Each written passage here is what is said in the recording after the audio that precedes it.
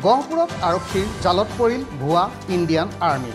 Indian আৰ্মিৰ নাম লৈ গ্ৰামাঞ্চলৰ ৰাইজক ৰামঠগন দিবলৈ চেষ্টা কৰি অৱশেষত ৰঙাঘৰৰ আলহী হ'লগৈ এই তিনি প্ৰবঞ্চক।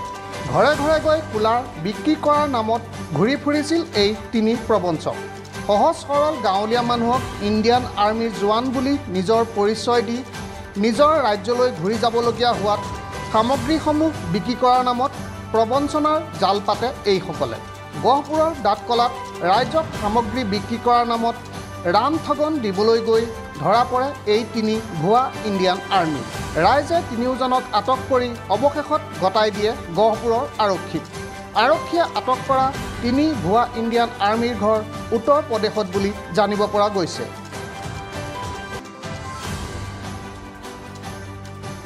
মই মানে মোৰ ঘৰত মিস্ত্ৰী লাগি আছিলে, সেই সময়তে ময়ো কামত লাগি আছিলোঁ। তাৰ ঘপককৈ গাড়ী এখন ৰখালে মোৰ পদূলিতে, ৰখাই পেলাই ইণ্ডিয়ান আৰ্মিৰ পৰা মই কুলাৰ আনিছোঁ বুলি কৈ পেলাই মানে ৬,০০০ টকাকৈ বুলি কৈ মোক ক'লে ৬,০০০ টকাকৈ লাগিব। মই ক'লোঁ যদি ৩,০০০কৈ হয় তেতিয়া মই ৰাখিম।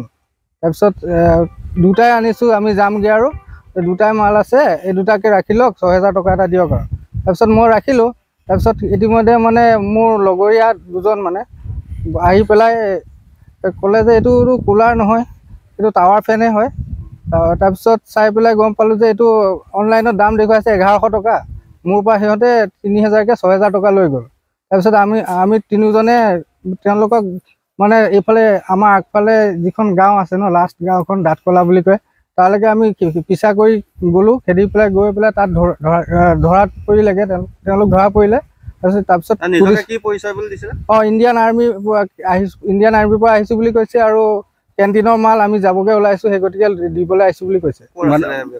ব্যক্তিকেইজন উত্তৰ প্ৰদেশৰ বুলি ইতিমধ্যে আমি গম পাইছোঁ। আধাৰ কাৰ্ড চাই আমি উত্তৰ প্ৰদেশৰ বুলি গম পাইছোঁ। তেওঁলোকে মানে ইতিমধ্যে কৈছে যে আমি লৈ যোৱাতকৈ ইয়াতে কম দামত বিক্ৰী হৈ যাব বিচাৰিছোঁ। আৰু যোনটো বস্তুৰ দাম ধৰক আমি অনলাইন দেখিলোঁ ১১০০ টকা, সেইটো তেওঁলোকে ৩,০০০কৈ বিক্ৰী হৈ গৈছে। ইতিমধ্যে আমি কথাখিনি কোৱাৰ লগে লগে পইচা দিবৰ লগে লগে ঘূৰাই দিছে।